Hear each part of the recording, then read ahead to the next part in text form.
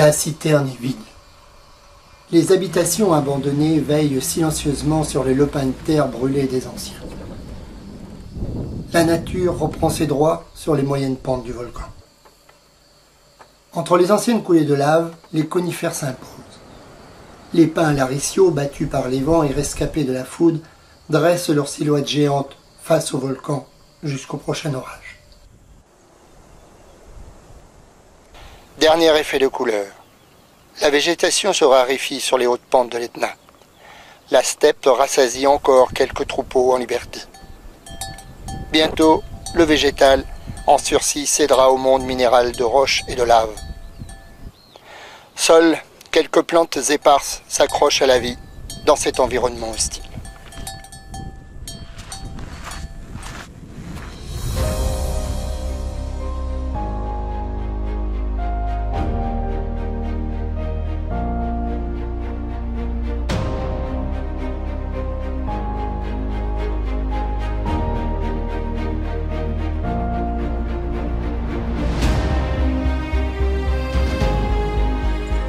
Du point culminant de Zoccarello s'étend la vallée d'Elbov sur 8 km de long, 4 km de large et 1 km de dénivelé. Son architecture résulte d'un enchevêtrement de coulées de lave successives issues des cratères sommitaux.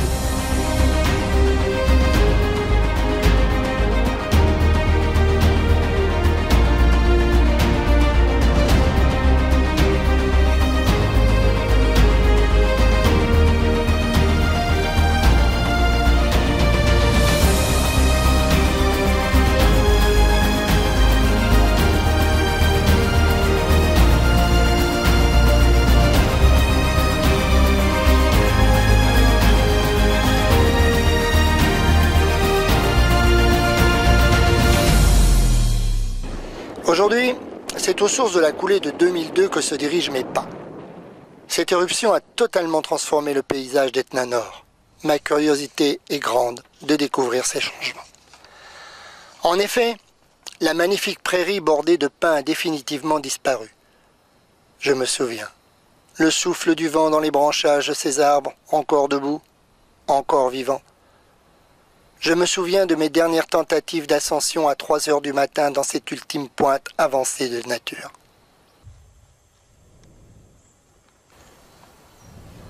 Les nuages en triste linceul sur les squelettes d'arbres calcinés n'engagent pas la montée.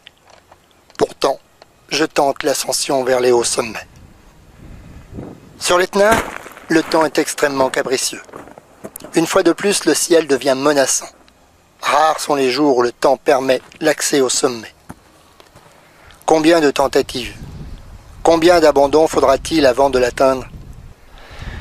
Défi de l'impossible pour les uns, de l'inutile pour les autres, l'ascension grandit au-delà de lui-même l'être qui ressent l'appel de l'Etna. C'est un autre, bien différent à chaque fois, qui redescendra.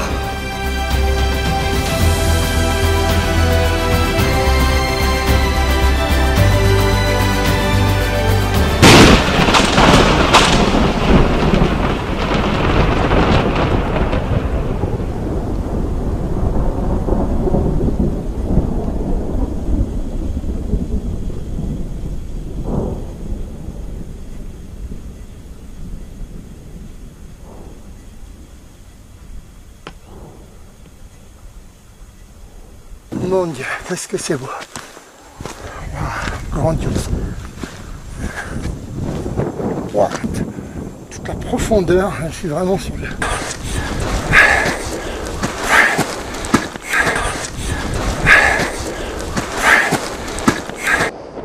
Au-delà de cette passerelle rocheuse apparaît le plateau supérieur. Magnifique, extraordinaire. Grandiose, comme toujours.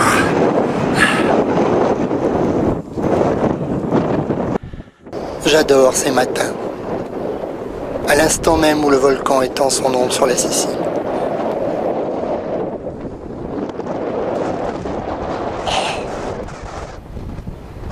Les gaz et les vapeurs nauséabondes plaquées par le vent rendent difficile la traversée des plateaux qui longent le cratère central de la Voragine. Sur la lèvre supérieure de la Bocca Nuova, Il est nécessaire d'apprécier la solidité de la corniche avant de s'y aventurer et de plonger l'objectif de la caméra au-dessus des cratères.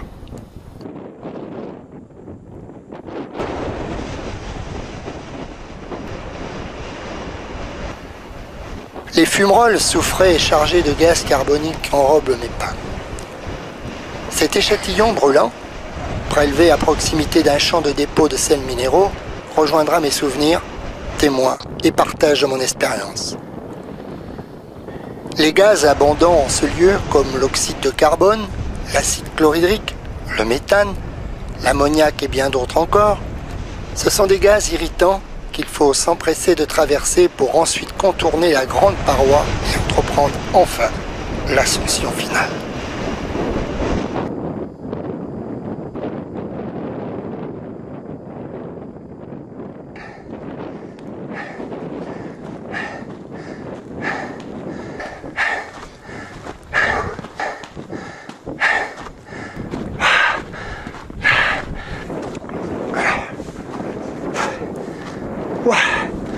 Voilà, ça y est, 3345 mètres exactement. Gagné!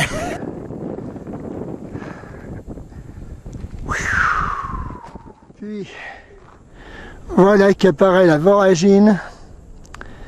Derrière la Bocca Nuova, voyez là, du cratère nord-est. Je suis au sommet de la Sicile, le point le plus haut. Et vous voyez, toute la Sicile, eh bien, elle est dans les nuages et moi je suis au paradis.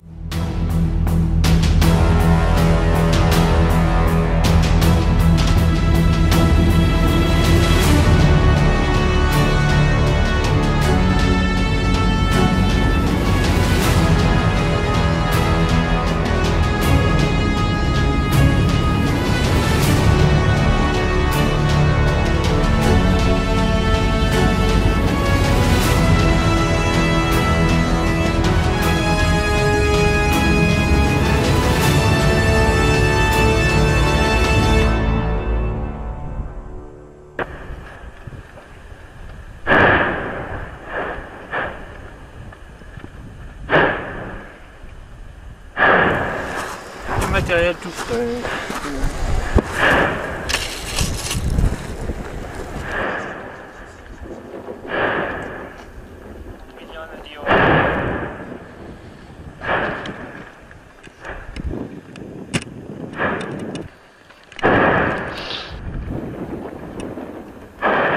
Alors je crois que Robin est passionné depuis, c'est la 11e fois qu'il vient sur l'Etna. Ça fait 5 fois éteint, 6 fois actif. Oh. C'est une bonne statistique. Bah moi je compte plus les fois que je suis venu ici parce que je sais plus. De ce beau volcan qui change tout le temps. Et avec cette particularité de voilà, un jour c'est ça, le lendemain c'est une coulée de lave, un jour ça s'ouvre en bas à 1900 mètres, 2100 mètres. La vie de l'Etna. J'espère que tu feras des bons films aussi pour montrer à tous les passionnés du volcan. C'est la beauté de la nature, de la terre. Voilà, c'est une des particularités qu'on a la chance de voir.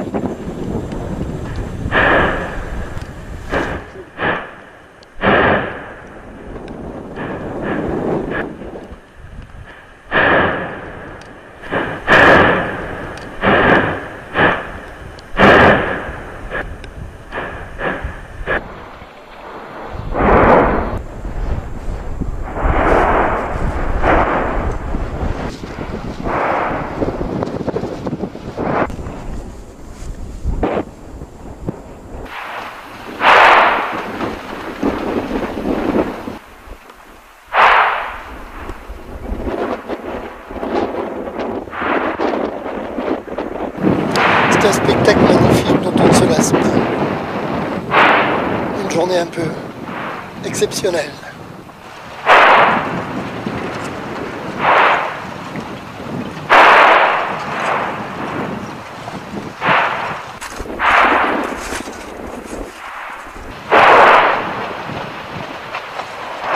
je me situe entre deux zones d'éboulement à quelques mètres de moi.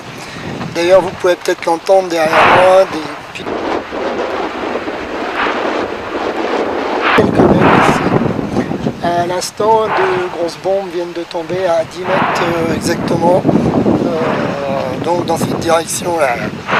Les bombes passent à toute rapidité. C'est une vraie avalanche. Donc... Et là, c'est pour nous. Attention, on se planque.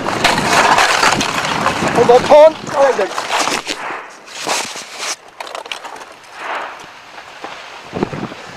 Voilà.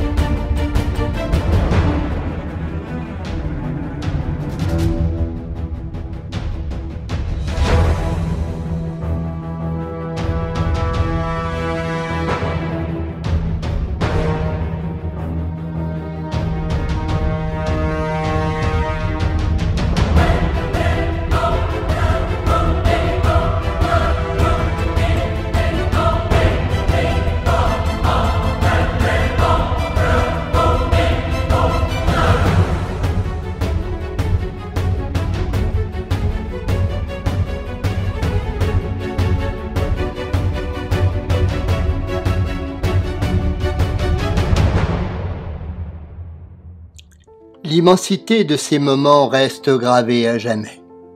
Bienheureux celui qui marche sur les hautes cimes. Plus fort il sera, plus vite il y reviendra. C'est ça, ma passion de l'Etna.